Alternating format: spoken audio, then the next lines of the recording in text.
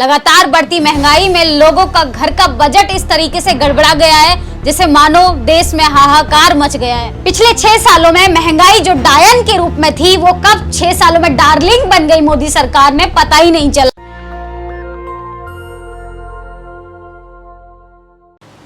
नमस्कार, मैं निधि रतन, आप देख रहे हैं नेशनल दस्तक। गरीब के घर चूल्हा नहीं जल रहा, बच्चे आंसू पीते हैं। जब पीएम बनने से पहले महंगाई पे नरेंद्र मोदी का ये दर्द झलका था और आज इस स्थिति महंगाई की इस कदर बढ़ती जा रही है कि पेट्रोल से लेके रोजमर्रा की जिंदगी में यूज होने वाली खाद्य पदार्थों के जो प्राइस हैं वो आसमान छू रहे हैं। जी हाँ, भारत में महंगाई चिंता का सबब बनती जा रही है और चिंता अब आम जनता के लिए चिता के समान बन गई है। लगातार बढ़ती महंगाई में लोगों का घर का बजट इस तरीके से गड़बड़ा गया है जिसे मानो देश में हाहाकार मच गया है। लगातार बढ़ती महंगाई से लोगों का घर का बजट इस तरीके से बिगड़ गया है कि स्थिति ये है कि हर महीने किसी न किसी खाद्य पदार्थ के दाम तेजी से बढ़ रहे हैं। पेट्रोल डीजल के बाद अब खाद्य पदार्थों में महंगाई बढ़ती जा रही है। दैनिक जीवन में उपयोग होने वाली वस्तुओं के दाम आसमान छू रहे हैं। ऐसे में प्रधानमंत्री नरेंद्र मोदी का पूरा बयान वायरल हो रहा है। जब ये बयान उनका तब का है जब वो पीएम बनने से पहले का, जब वो गुजरात के सीएम थे। 2013 में नरेंद्र मोदी का एक बयान वायरल हो रहा है जिसमें उन्होंने बोला था, महंगाई को लेकर निशाना साधते हुए उन्होंने कहा था कि गरीब के घर चूल्हा नहीं जल रहा, बच्चे आंसू पीते हैं और रात रात भर रोते हैं। 2013 में दिया गया बयान सोशल मीडिया पे काफी वायरल हो रहा है और इसके साथ ही लोग उनको ट्रोल कर रहे हैं और उसमें लिख रहे हैं कि अगर वाकई में नरेंद्र मोदी को अगर महंगाई से इतना असर पड़ता है तो वो वोट के नाम पर नाटक क्यों करते हैं, वोट के नाम पे आंसू बहाने का नाटक क्यों करते हैं। लोग उनकी खिंचाई कर रहे हैं इसी बयान को लेके कि 2013 में उनको पेट्रोल के 10 पैसे बढ़ने पे जब वो इतना इस तरीके से इमोशनल होकर जनता के लिए बयान देते थे, आज महंगाई आसमान छू रही है।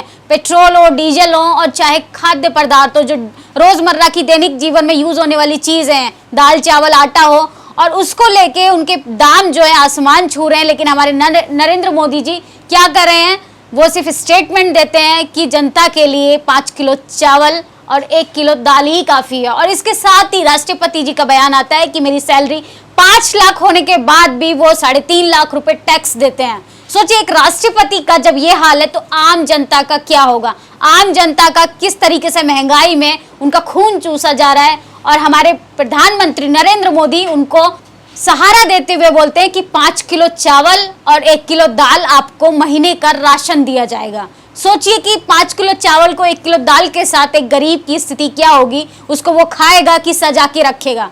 और उसके साथ ही हमारे राष्ट्रपति अपनी गरीबी की दास्तां सुनाते हुए बताते हैं कि उनको टैक्स पे करना होता है, जबकि एक संवैधानिक पद पे होने के बाद, भारतीय सर्वोच्च नागरिक होने के बाद भी ऐसा कॉन्स्टिट्यूशन उनका अधिकार है कि उनको टैक्स पे नहीं करना पड़ता। इसके बाद भी शायद वो सरकार से परेशान है, वो बीजेपी सरकार से परेशान होते हुए अपना दर्द शायद बयां कर रहे हो। तो इससे अंदाजा लगाना चाहिए कि आम जनता का हाल किस कदर भयावह स्थिति में पहुंच चुका है कि आम जनता की तो कोई नहीं सुन सकता।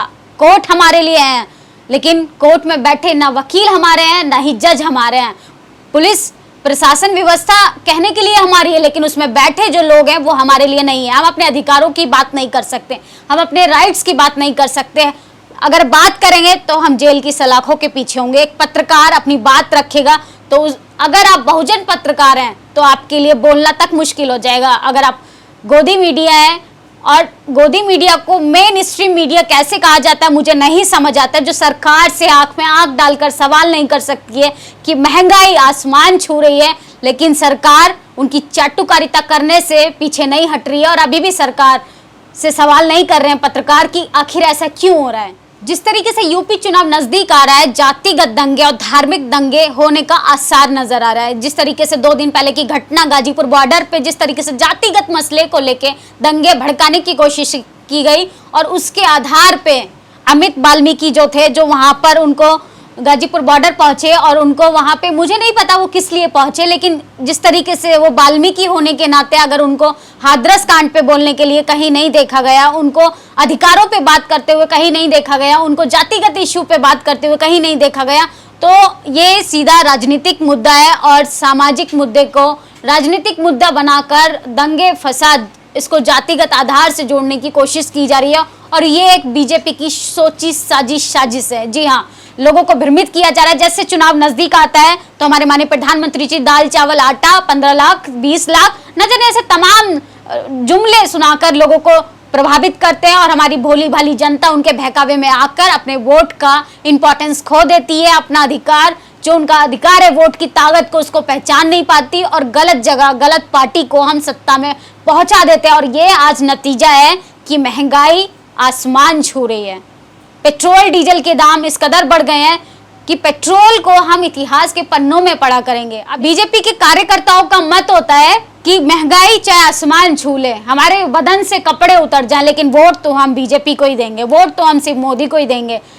सरकार अदला बदली होना ये जरूरी है, लेकिन किसी भी सरकार के प्रति अपना एक हार्डकोर नजरिया रखना, एक हार्डकोर माइंडसेट बनाना, ये हमारे देश में करप्शन को बढ़ावा देती है, हमारे देश में भ्रष्टाचार को बढ़ावा देती है और ये भ्रष्टाचार जनता को बर्बादी की कगार की ओर लेके जाता है, देश को बर्बादी की कगार पे लेके जाता है। और अब देश की स्थिति ये हो गई है कि कॉलेज स्कूल बंद हैं, मंदिर खोले जा रहे हैं। एक वीडियो देखिए आप, इस वीडियो में मंदिर के पुजारी हैं। जी हाँ, इस वीडियो में मंदिर के पुजारी हैं और उनका गुस्सा देखिए, उनका गुस्सा जाहिर किस तरीके से हो रहा है कि वो हलवाई की दुकान से लड्डुओं को किस तरीके से जमीन पर फेंक रहे हैं। ये गुस्सा उनका जायज़ है क्योंकि उनकी आमदनी नहीं हो रही है, उनको जो मंथली इनकम होती थी वो नहीं हो रही है। उनके जो देवी देवता थे वो खाने के लिए नहीं देंगे, लेकिन जो आम जनता थी जो उनको दान पेटी में दान देती थी, उसकी जगह अब लॉकडाउन खुलते ही मिठाइयाँ चढ़ाने लगी तो उनको अब पैसा चाहिए, मिठाइयाँ नहीं चाहिए। तो इससे अंदाजा लगाना चाहिए कि दलितों का जो वर्चस्व है वो किस कदर अंधभक्ति की तरफ ले जाया जा रहा है। और आप लोग सोच रहे हैं कि हम बहुत प्रोग्रेसिव कंट्री बना रहे हैं, आप लोग सोच रहे हैं कि हम देश में सर्वोच्च राष्ट्र बनाने की कगार पर हैं, ऐसा नहीं है। हमारे देश में दलितों को मंदिर की ओर ढकेला जा रहा है, ओबीसी को अब यूपी इलेक्शन आ रहा है तो उसको जातिगत मसलों में उलझाया जाएगा ताकि वो सवालों से दूर रहे, सरकार से सवाल नहीं, पत्रकारों को जेल की सलाखों के पीछे भेजाएगा। जैसे ही उत्तर प्रदेश चुनाव नजदीक आएगा, अब देखिएगा जितने भी सोशल मीडिया एक्टिविस्ट हैं उनके ऊपर सरकार की नजर इस तरीके से है कि सरकार का, जैसे उन्होंने लिस्ट तैयार की हुई है कि किस किस को उनको उठा के जेल की सलाखों के पीछे रखना है ताकि यूपी चुनाव में वो कामयाब होते नजर आए, वो दंगे करवाने में कामयाब होते नजर आए। लेकिन सरकार से सवाल करना जनता का जैसे अपराध बोध हो गया और उनको अपराध हो, जैसे वो सरकार से सवाल ही नहीं कर सकते हैं। तो सरकार से सवाल कीजिए, अभी भी समय है कि यूपी एक ऐसा स्टेट है कि यूपी जैसा स्टेट बीजेपी के हाथ में जाना, हम पिछले 6 सालों में देख चुके हैं कि योगी आदित्यनाथ ने क्या किया यूपी में। यूपी में ना बेटी सुरक्षित है, ना रोटी सुरक्षित है, और अब तो स्थिति ये आ गई है कि कोई भी सुरक्षित नहीं है। तो अभी भी समय है कि आप उत्तर प्रदेश चुनाव जैसे ही नज़दीक आता जा रहा है, आप धैर्य रखें और धार्मिक, जातिगत और हिंसा का पार्ट ना बने, अपने अधिकारों का सही इस्तेमाल करें। आपके जो राइट्स हैं, आपके बच्चे के लिए जो राइट्स हैं, आपके लिए रोटी, कपड़ा, मकान और पढ़ाई ज़रूरी है।